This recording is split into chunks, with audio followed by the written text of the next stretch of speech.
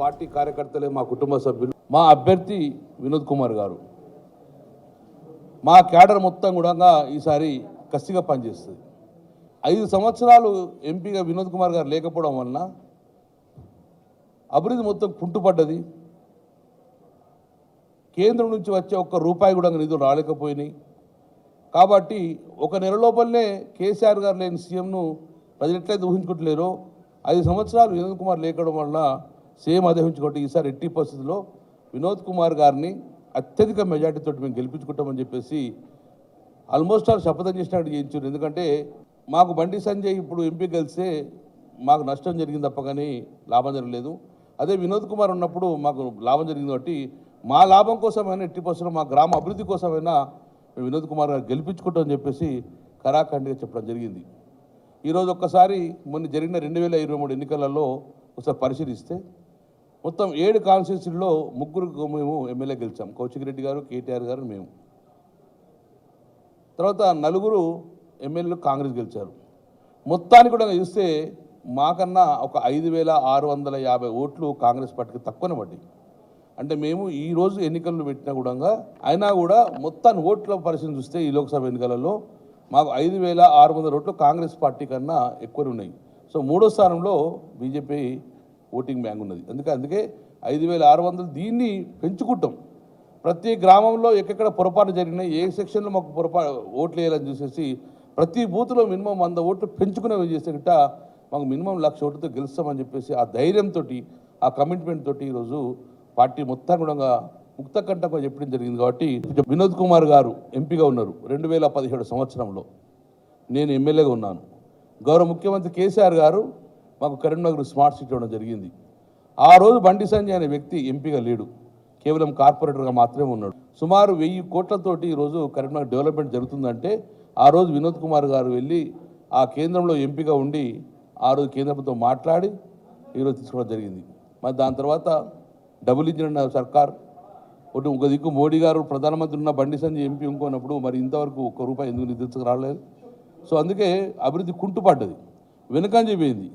So ఆ 5 సంవత్సరాలలో ప్రతిపక్ష హోదాలో ఉన్నా కూడా 1000 కోట్లతో తీసుకొచ్చిన వినోద్ కుమార్ గారు మళ్ళీ ఈసారిలో కావాలని చెప్పి కోరుకుంటున్నాను. కాబట్టి ఆ ఆగిపోయిన రైల్వే లైన్లో మళ్ళీ పునరుద్ధరణ జరగాలంటే మళ్ళీ వినోద్ కుమార్ గారు మేమన్నాం కాదు, మా కింద క్యాడర్ నుంచి బలమంగా వినిపించింది. కాబట్టి కరీంనగర్ పార్లమెంటును డెఫినెట్గా బీఆర్ఎస్ పార్టీ కైవసం చేసుకుంటుంది, అందులో ఎలాంటి అనుమానం లేదు.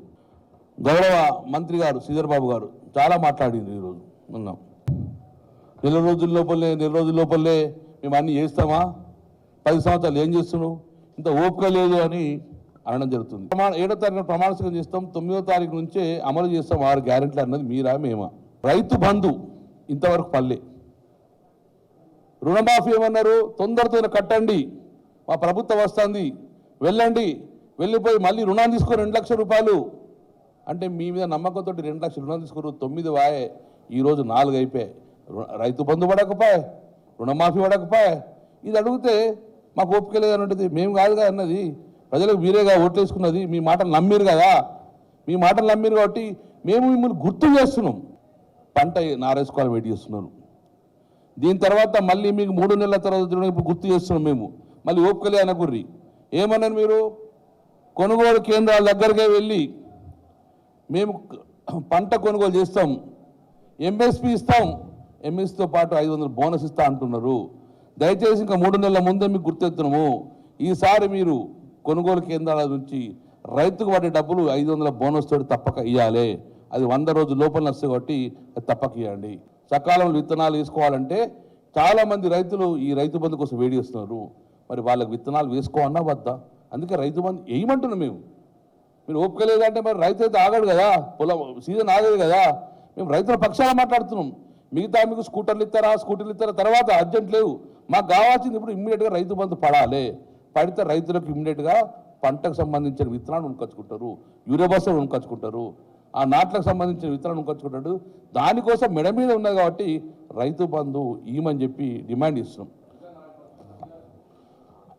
3 సార్లు ఓడిపోయింది బండి సంజయ్. మాటలు బాగా చెప్తూ ఉంటారు. తెలంగాణ రాష్ట్రం వస్తే సీఎంలు అయితే ఉన్నారు, బీసీ సీఎంలు అవుతారు. 3 సీఎంలు ఓడగొట్టింది బీఆర్ఎస్ పార్టీ, వేరే పార్టీ. ఒకటి పెళ్తారు ఓడిపోయారు. ఈరోజు బీజేపీ పార్టీ యొక్క అభ్యర్థులు ముగ్గురు ఒడగొట్టింది ఏ పార్టీ ఒడగొట్టింది? బీఆర్ఎస్ పార్టీ ఒడగొట్టింది. మాటలే కాదు, చేతలు. ఏది మీ రైల్వే లైన్? బండి సంజయ్ గారు, ఏది railway line? Maner river front wait చేస్తున్నది, కొనసాగిస్తారా లేదా?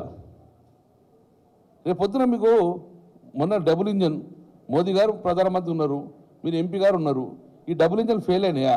ఇంజన్ ముందుకు ఎందుకు వెళ్ళలే? రైల్వేలో ఎందుకు ముందుకు వెళ్ళలే? ఇక మమ్మల్ని కుక్కడి పేర్లు ఇదేం చేస్తావు?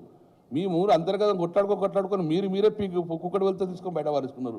ముగ్గురు పేరు సీఎం క్యాండిడేట్. బీఆర్ఎస్ పార్టీ ఇది మేము కుటుంబము. మా అధినేత కేసీఆర్ గారు ఈజ్ నాట్ ఏ లీడర్. మా అందరికి దైవ సమానులు. బీఆర్ఎస్ పార్టీ ఉన్న ఏ ఒక్క వ్యక్తులంగా కేసీఆర్ను వదిలి వెళ్ళిపోరు. మొత్తం మంది క్లియర్గా కేసీఆర్ వెంబడే ఉన్నారు. వాళ్ళు మేము గేట్ చేస్తే వాళ్ళు టచ్ పరిస్థితి ఉన్నది కాబట్టి వాళ్ళని కాపాడుకోమని చెప్పి అదేం లేదు. మాకు అధికారం ముఖ్యం కాదు. 10 సంవత్సరాలు అద్భుతంగా అధికారం చేసినాం. మా ఎమ్మెల్యే పర్ఫెక్ట్గా కేసీఆర్ వెంబడే ఉంటారు అని ఎక్కడ ఎలాంటి డౌట్ లేదు. రాజగోపాల్ రెడ్డి మాట్లాడుతున్నారు. రాజగోపాల్ రెడ్డి ఆయన మంత్రి పదవి మాట్లాడుతుండవచ్చు, ఆయన మాట్లాడితే మేము పట్టించుకునే పరిస్థితి లేదు. మొన్నటిదాకా మా అసెంబ్లీలో ఒకసారి బీజేపీకి ఒకసారి మునుగోడులో ఓడిపోయింది కాబట్టి ఆయన ఏమో మాట్లాడుకుంటుకోవచ్చు. ఇప్పుడు అక్కడ ఉన్న మంత్రి పరిస్థితి అంటే ఆవేశంగా ముందుకు పోయి నడుస్తూ ఉన్నారు. మేమే ముందుకు వచ్చినాము, మేమే పంచ మాట్లాడతాము అని మాట్లాడుతున్నారు. చూస్తాంగా ఒక 2-3 నెలల తర్వాత ఉంటాం మేము అందరం బతికి ఉంటాం కదా. బిర్రు ఒకరైతే 4 కొరుకుతాను, వాళ్ళు గుద్దుతాండ్రు. ఇవన్నీ కూడా ఒక 1-2 మంత్స్ లోపల తెలుస్తూ ఉంటాయి బయట కన్నా.